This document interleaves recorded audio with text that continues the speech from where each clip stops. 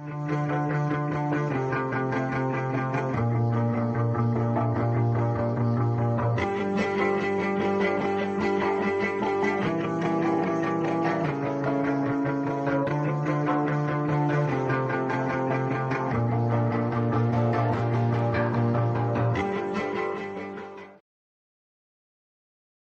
today we are going to read our new poem from our book Hornbill of 11th class, that is Childhood.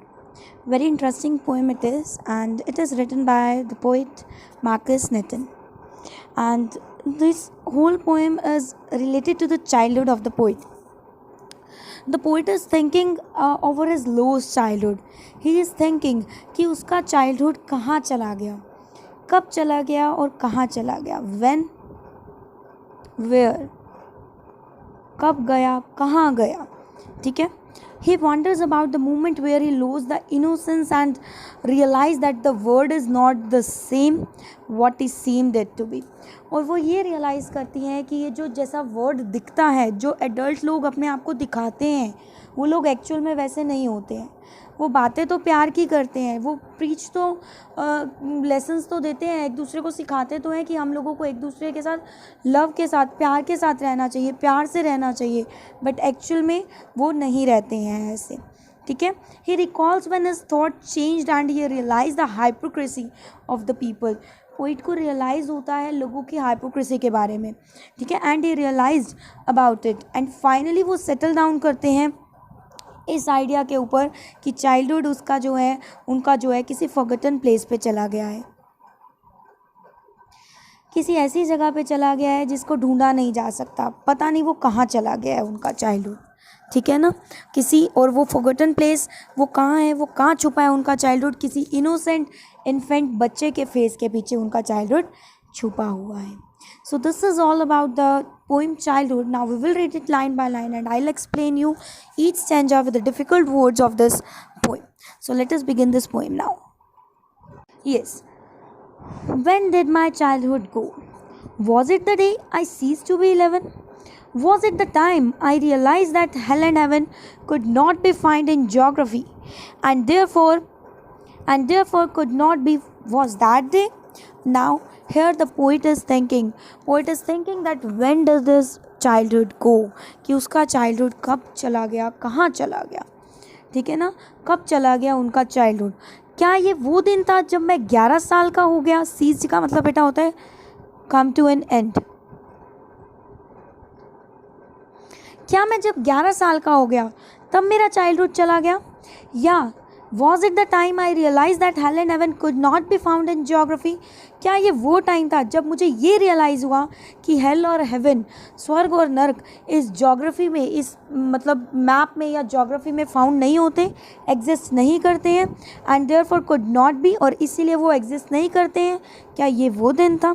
ठीक है बेटे. तो here in the above line the poet wonders about when his childhood came to end. He wonders कि उसका childhood कब ख़त्म हो गया. ही आस्क्ड हिमसेल्फ, वो अपने आप से पूछते हैं, was it the day when he was no longer 11 years old. क्या ये वो दिन था जब वो 11 साल के हो गए, 11 साल से ऊपर के हो गए. ठीक है. या फिर was it the day when he realize that, जब उनको ये रियलाइज़ हुआ कि hell and heaven existed and yet couldn't be found in geography. Exist तो करते हैं लेकिन उनको जोग्राफी में नहीं पाया जा सकता, ना ही मैप में पाया जा सकता है. क्या ये वो दिन था जब मुझे ये रियलाइज़ हुआ. He realise they are imaginary places. उनको ये रियलाइज़ हो गया कि ये जो है ये इमेजिनरी प्लेसेस हैं और एक्चुअल में इनका कोई एग्जिस्टेंस नहीं है जोग्राफी में, इस वर्ल्ड में.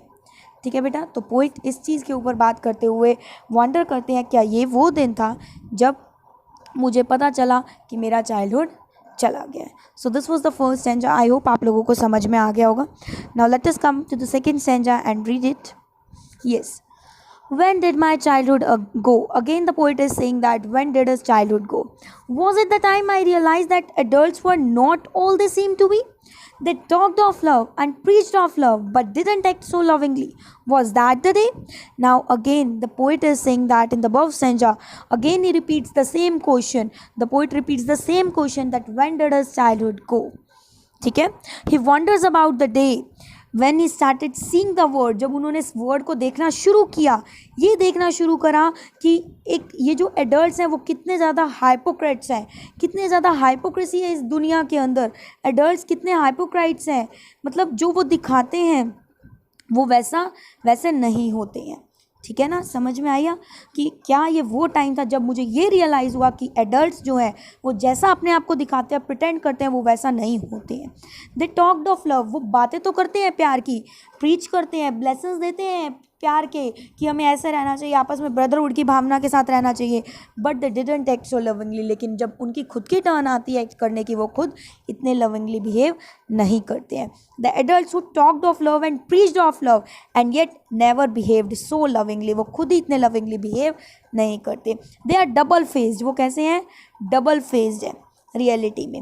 Was that the day when his childhood गो, क्या ये वो दिन था जब उसका चाइल्डहुड चला गया। वो पोइट खुद कहता है क्या वो दिन था जब मेरा चाइल्डहुड चला गया, जब मुझे ये रियलाइज़ हुआ, ये चीज़ रियलाइज़ हुई। ठीक है बेटे, क्लियर हो गई बात, सेकंड स्टैंजा क्लियर हो गया। प्रीच्ड का मतलब बेटा होता है, write down the meaning of preached, talked और स्पोकन, किसी चीज़ की बात करना, कोई लेसन देना, कुछ बताना। Now let us come to the third stanza and let us see now what the poet is thinking about. Yes. When did my childhood go? Was it when I found my mind was really mine, to use whichever way I choose, producing thoughts that were not those of other people, but my own and mine alone? Was that the day? Now again in the third stanza, the poet deliberately asked the same question to himself कि कौन सा दिन, कब था मेरा जब childhood चला गया, कब मेरा चाइल्डहुड चला गया। Again the poet is repeating the same question that when he lost his childhood, was it when I found my mind was really mind, क्या वो दिन था जब मेरे को ये पता चला कि मेरा जो माइंड है वो मेरा खुद का ही माइंड है। To use whichever way I choose, मैं इसको अपने अकॉर्डिंग यूज़ कर सकता हूँ, जो मेरे माइंड में थॉट्स आए उसी के अकॉर्डिंग वर्क कर सकता हूँ। प्रोड्यूसिंग थॉट्स, अपने माइंड में अपने ही थॉट्स प्रोड्यूस कर सकता हूँ, जो कि दूसरों के थोपे हुए, दूसरों के इम्पोज की हुई थिंकिंग नहीं है, मेरे खुद की ही थिंकिंग है। But my own and mine alone, और वो मेरे खुद के ही थॉट्स हैं और मेरे अकेले के ही थॉट्स हैं। क्या ये वो दिन था जब मुझे ये रियलाइज़ हुआ। ठीक है, again in this stanza the poet is deliberately asking him again the same question that when did he lose his childhood. He asked himself about the possibilities, उन पॉसिबिलिटीज़ की बात करता है वो। दो स्टैंजाज में उसने पॉसिबिलिटीज़ बताई, अब थर्ड स्टैंजा में और क्या पॉसिबिलिटी उसको लगती है कि was that the day when he realize that his mind was his own, कि उसका माइंड खुद का माइंड था, and could use it the way he wants to use, और उसको वो अपने अकॉर्डिंग यूज़ कर सकता है, किसी और की थिंकिंग नहीं उसके ऊपर इम्पोज हो रही। ठीक है, was he realize that he could produce his own thoughts, कि अपने खुद के थॉट्स प्रोड्यूस कर सकता है वो, जो कि किसी और के थॉट्स नहीं है, किसी और की थिंकिंग उसके ऊपर इम्पोज नहीं हो रही, वो बाउंड नहीं है। क्या ये वो दिन था जब उसने क्या सेंस कर ली, अपनी ओन इंडिविजुअलिटी सेंस कर ली पोइट ने, कि वो एक अलग पर्सन है। जैसे कि बच्चे क्या होता है, बचपन में हमारे खुद के थॉट्स अपने नहीं होते हैं, हमें जो दूसरा कह देता है हम उसी के अकॉर्डिंग ही वर्क करते हैं। लेकिन जैसे जैसे हम लोग एडल्ट एज में आते हैं, बड़े होते जाते हैं, तो हम अपनी थिंकिंग, अपना माइंड यूज़ करते हैं और अपने अकॉर्डिंग जो चीज़ हमें अच्छी लगती है और हम अपने अकॉर्डिंग ही क्या लेते हैं, फैसले लेते हैं। ठीक है, तो यहाँ पे हम अपनी खुद की इंडिविजुअलिटी को क्या करते हैं, जान जाते हैं और उसी के अकॉर्डिंग ही चलते हैं। ठीक है ना, उसे अपनी अपनी अलग एक पर्सनालिटी, एक सेपरेट पर्सनालिटी की पहचान हो जाती है। ठीक है, तो क्या ये वो दिन था, पोइट पूछता है अपने आप से कि जब मेरा चाइल्डहुड चला गया, क्या ये वो दिन था जब मुझे ये पता चला कि मेरा माइंड जो है वो मेरा खुद का माइंड है और मैं इसको अपने अकॉर्डिंग क्या कर सकता हूँ, यूज़ कर सकता हूँ। जिस भी तरीके से, जो भी मेरा मन करेगा यूज़ करने का, मैं उसको उसी तरीके से क्या कर सकता हूँ, यूज़ कर सकता हूँ। ओके बेटे, now let us come to the next stanza. Yes, now the poet is saying that in the above three stanzas we read about when did my childhood go, कब चला गया। now the poet is saying that where did my childhood go, कि मेरा जो childhood है वो कहाँ चला गया। पोइट रिमोर्स कर रहा है, ग्रीफ कर रहा है, उसके ऊपर रिपेंट कर रहा है कि कहाँ चला गया मेरा चाइल्डहुड. ठीक है, where did my, now the question change from when to where did my childhood go. It went to some forgotten place that is hidden in an infant's face, that all I know. Now the poet is saying that my childhood went to some forgotten place. कोई ऐसी गुमी हुई जगह पे, forgotten जगह पे चला गया है जिसको ढूंढना मुश्किल है, और वो किसके पीछे छुपा हुआ है. That is hidden in an infant face. Infant क्या होता है बच्चा? Newly born baby, new born baby. मेरा चाइल्डहुड किसके पीछे छुपा हुआ है? एक न्यू बॉर्न बेबी, इन्फेंट के फेस के पीछे छुपा हुआ है. And that's all I know, और यही मुझे पता है. जैसे कि एक न्यू बॉर्न बेबी क्या होता है? बहुत ही ज़्यादा इनोसेंट होता है. तो वो आप बेबीज़ के अंदर अपने चाइल्डहुड को ढूंढ रहे हैं. बेबीज़ को देख के उनको लगता है, इनोसेंट बेबीज़ को, न्यू बॉर्न बेबीज़ को, इन्फेंट को देख के उनको लगता है कि मेरा चाइल्डहुड कहाँ चला गया है. इन बच्चों के फेस में ही वो अपने चाइल्डहुड को याद करते हैं, रियलाइज़ करते हैं. ठीक है बेटा, तो this stanza is where did my childhood go. In this stanza the poet remorses about his lost childhood. What he conclude? He conclude that his childhood had gone to some forgotten place. कि उनका childhood कहाँ चला गया है? कोई forgotten place पे चला गया है जो कि कभी भी वापस नहीं आएगा. He cherished that innocence which vanished now. वो अपनी innocence को cherish करते हैं जो कि अब क्या हो चुकी है? ख़त्म हो चुकी है, गायब हो चुकी है. ठीक है ना. And could be only seen, और किसके पीछे देखी जा सकती है? एक इनोसेंट बेबी के फेस के पीछे वो देखी जा सकती है. ठीक है ना. और ही ओनली हैज स्वीट मेमोरीज, और उसकी अब क्या रह गई हैं? बस स्वीट मेमोरीज रह गई हैं अपनी चाइल्डहुड की. वो अब कभी भी वापस नहीं आ सकता है. ठीक है.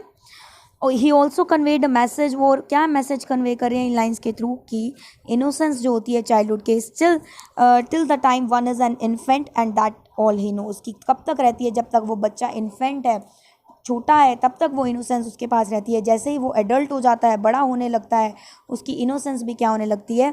डिक्रीज़ होनी, डिमिनिश होनी, ख़त्म होनी शुरू हो जाती है. जब एडल्ट हो जाते हैं तो हाइपोक्रेसिस, मतलब हाइपोक्रेटिक नेचर हो जाता है. लोग एडल्ट्स कैसे हो जाते हैं? बिल्कुल जिनको किसी की परवाह नहीं होती, सेल्फिश हो जाते हैं. ठीक है ना. हाइपोक्राइट्स होते हैं वो लोग, एडल्ट्स लोग. ठीक है, समझ में आ गई बात बेटे. तो ये थी हमारी पोइट की फीलिंग्स. पोइट ने अपनी लास्ट स्टैंजा में भी यही बताया कि कैसे कैसे उसका चाइल्डहुड गुम हो गया और कहाँ कहाँ उसका चाइल्डहुड गुम हुआ. ठीक है बेटा. तो now let us begin the read the poetic devices used in this poem and the rhyme scheme followed in this poem. Yes beta, now let us know about the rhyme scheme followed in this poem. Yes, let us see the first paragraph again, and let us notice the last word of each line. Yes, go. We will give it a 11. It is not rhyming with go, so we will allot it alphabet B. Heaven, 11, heaven. It is rhyming with 11, so we will give it alphabet B. Geography, it is not rhyming with go, 11 and heaven, so we will give it alphabet C. B, geography, B. Fee, B. Again C. And day, it is not rhyming with any of the above words, so the rhyme scheme here is A, B, B, C, C, D. Rhyme scheme क्या बन गई बेटे? A, B, B, C, C, D. Okay बेटा? Okay, so it is the rhyme scheme followed in this poem. Again, इसमें सबसे पूरी poem में एक क्या यूज़ की गई है? रैशनलिज्म यूज़ किया गया है. पोइट ने बहुत ही रैशनली सारी चीज़ों को बताया है जो कि प्रैक्टिकली क्या है? बिल्कुल रियलिटी है. रैशनलिज्म यूज़ हुआ है. जैसे कि पोइट ने क्या कहा? पोइट ने कहा कि भाई क्या उसकी जो चाइल्डहुड है वो कब चला गया? जब वो 11 साल का हो गया, है ना. रैशनल बात है ये, तो कोई प्रैक्टिकल बात है, तभी आपका चाइल्डहुड जाता है ना. इसमें कोई इलॉजिकल बात तो है नहीं. और उसने जब ये रियलाइज़ किया हेल और हेवन इस धरती पे एग्जिस्ट नहीं करते, इमेजिनरी प्लेसेस हैं, इसलिए उनको ज्योग्राफी पे नहीं पाया जाता है. रैशनल चीज़ है ये भी चीज़. ठीक है ना. तो यहाँ पे क्या यूज़ हुआ है? रैशनलिज्म यूज़ हुआ है. ओके बच्चे. नेक्स्ट देखिए, रिफ्रेन है ये हमारी, क्योंकि इसमें जो है ग्रुप ऑफ फ्रेजेस बार बार रिपीट हो रहे हैं. When did my childhood go, where did my childhood go. ठीक है. Was that the day, was that the day. ये लाइंस क्या हो रही हैं? बार बार रिपीट हो रही हैं. तो रिफ्रेन का मतलब भी यही होता है बेटा कि अ ग्रुप ऑफ फ्रेज जो कि रिपीट हो रहे हैं पूरी पोइम के अंदर, that is refrain. Okay. Next third stanza में बच्चे हमने इंडिविजुअलिटी देखी है. थर्ड स्टैंजा में हमने देखी है कि जब उसको ये पता चला कि मेरा माइंड खुद का माइंड था, तो यहाँ पे ये स्टैंडर्ड थर्ड में पोइट ने रियलाइज़ किया है कि उसका खुद का माइंड है, वो अपनी तरीके से उसको चला सकता है। तो यहाँ पे पोइट ने क्या डिस्कवर करी है, उसने क्या सेंस करी है, अपनी इंडिविजुअलिटीज़ अपनी सेंस करी है, अपनी एक सेपरेट पर्सनालिटी को सेंस किया है। ठीक है बेटा। नेक्स्ट यहाँ पे हमारी एंटीथेसिस यूज़ हुई है फर्स्ट स्टैंजा में। अगेन मैं भूल गई थी यहाँ पे आपको बताना। यस, एंटीथेसिस क्या होती है, जब हमारे अपोजिट वर्ड्स एक साथ यूज़ कर दिए जाते हैं। हेल एंड हेवन यूज़ किया गया है ना, दो अपोजिट वर्ड्स जब हम एक साथ यूज़ करते हैं तो वहाँ पे हमारी एंटीथेसिस यूज़ होती है। ओके बच्चे। नेक्स्ट पोएटिक डिवाइस है हमारी एलिट्रेशन। एलिट्रेशन आपको पता है, एलिट्रेशन क्या होता है, repetition of the consonant sound. देखिए यस, यहाँ पे देखिए हेल हेवन एच एच। ठीक है, आगे देखते हैं the time T T. Next देखिए और कहाँ पे यूज़ हुई है एलिट्रेशन, पूरी पोइम में आप चेक कर सकते हैं बच्चे। Yes, here it is my mind.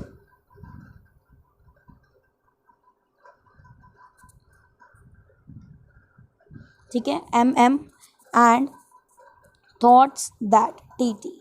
Okay बच्चे। नेक्स्ट हमारी पोएटिक डिवाइस यूज़ हुई है इन्वर्जन।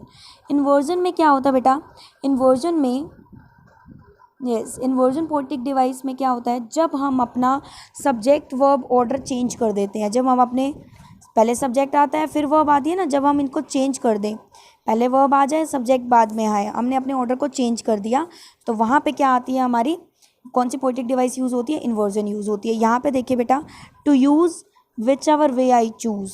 ठीक है ना, टू यूज़ अब आगे यूज़ कर दिया, which ever way I choose बाद में आ गया, है ना, सब्जेक्ट बाद में और हमारी वर्ब पहले। तो यहाँ पे कौन सी पोएटिक डिवाइस है, इन्वर्जन, क्योंकि यहाँ पे हमारा सब्जेक्ट और वर्ब का ऑर्डर क्या हो चुका है, रिवर्स हो चुका है। ठीक है बेटे। यस बेटा, आई होप आप लोगों को ये पोइम समझ में आ गई होगी, बहुत इजी पोइम है। एक बार हम इसको समराइज कर लेते हैं। तो क्या था इस पोइम में, according to the poet, the loss of childhood is involve in the process of growing up. Of course natural सी बात है। This loss is compensated by some gains which come with the adolescence. These are increasing in understanding, power of rationalizing and discrimination, as well as the sense of individuality and self-confidence. ठीक है ना, तो समझ में आ गई। तो क्या है, हमने लॉस किया है अपने चाइल्डहुड को, अपनी इनोसेंस को लॉस किया, लेकिन उसके साथ साथ हमारे अंदर कुछ गेन भी हुआ है, हमने कुछ गेन भी किया है। क्या क्या गेन किया है, हमारी अंडरस्टैंडिंग जो है वो इंक्रीज़ हुई है, पावर ऑफ रैशनलिज्म हमारा इंक्रीज़ हुआ है, डिस्क्रिमिनेशन की पावर, सेंस ऑफ इंडिविजुअलिटी, एक हमारी सेपरेट पर्सनालिटी हमें पता चली है, एक हमारे अंदर सेल्फ कॉन्फिडेंस बूस्टअप हुआ है। तो ये इस पोइम का क्या है, कंक्लूजन निकल के आता है। ठीक है बच्चे, आई होप आप लोगों को ये पोइम समझ में आ गई होगी, अच्छे से समझ में आई है बच्चे। तो लाइक ज़रूर करना वीडियो को, चैनल सब्सक्राइब करना और फ्रेंड्स के साथ शेयर करना। Thank you.